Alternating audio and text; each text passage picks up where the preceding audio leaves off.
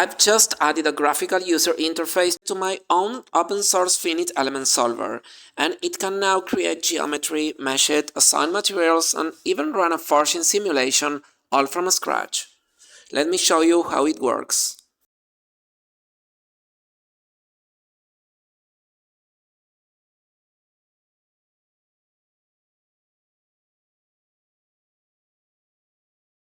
The first thing we want to do is create our model geometry.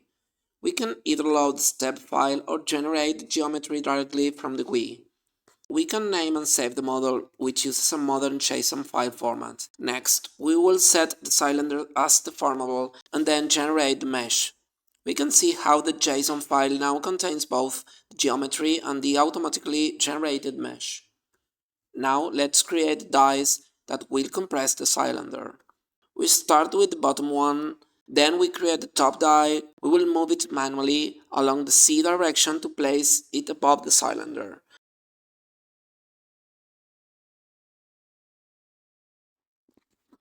Now let's create the material for our cylinder. To add a new material, we simply right-click on the Materials panel and select New Material. Here, I will create an elastoplastic aluminum. I will select the Holomon law, which defines a very common hardening behavior for metals.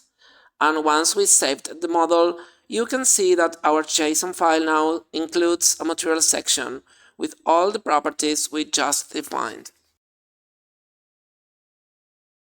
We can assign fixed supports as zero velocity to the bottom die, so it stays in place during the simulation.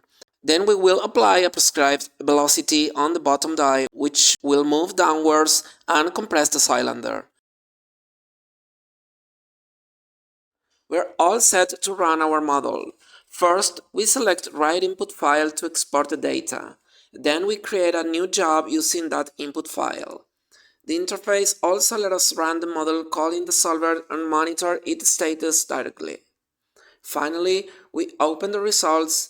They appear in a separate tab where we can easily browse each result and frame.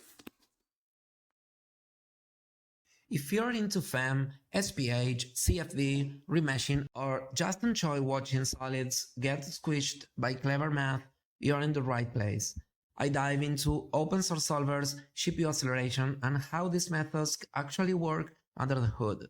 So hit subscribe, or better, hop on the mailing list at opensourcemech.com.